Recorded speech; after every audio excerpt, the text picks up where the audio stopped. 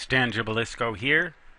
The date, May 30th, 2014. The time, 1:22 p.m. Mountain Daylight Time. This is a National Weather Service radar image centered on Rapid City, South Dakota. Actually centered just a little ways east of Rapid City, South Dakota, right in the center of that square here where the arrow is located.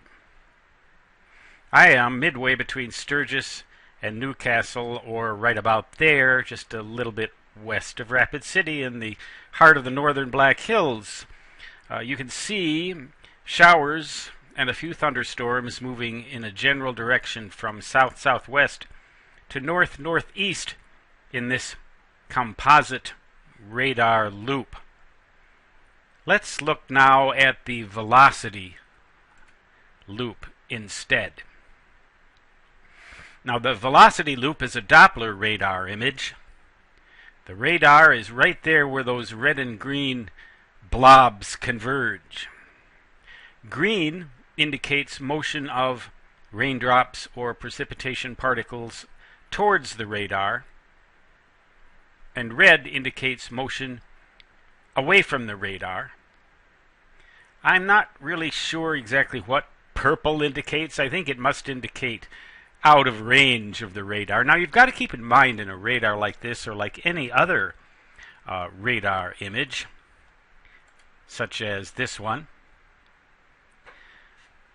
Now, we can get rid of the topographical features to clarify these images. I always like to do that if I can. The interesting thing about these images is that as the radar beams travel in a straight line, and they're generally aimed out horizontally, but as the Earth curves away from the radar beam, the altitude of that radar beam increases as you get farther and farther away from the radar. So while you may be looking at the surface image, the base loop is right here. This is a base loop image. It's only near the surface, near Rapid City. As you get farther and farther away and the Earth starts to curve away from the radar beams, you get higher and higher altitudes. You simply can't see stuff at the surface because the Earth would get in the way of the radar. Now you see a little, looks like a little warning box or something down there, a severe thunderstorm warning. They must have this thing just coming into the radar here must be a severe thunderstorm. I don't think that's headed in my direction. Again, I'm right about there in the middle left part of the screen. Let's look at the base velocity loop.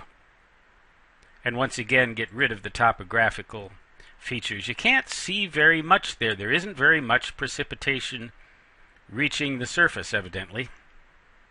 At least not in the vicinity of Rapid City. So we can get to storm relative.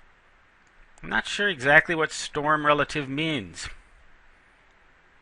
but it shows more clearly what's going on. The precipitation particles are moving generally from north-northeast to south-southwest, whereas the storm motion, the general motion of all the storms, is exactly the opposite way.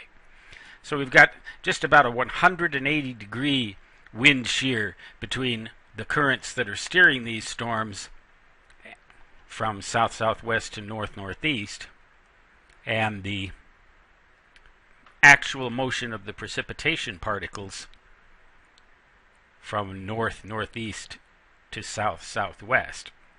When you have wind shear like that, it's a recipe for instability in the atmosphere, which in turn, over the Black Hills, is a recipe for hail.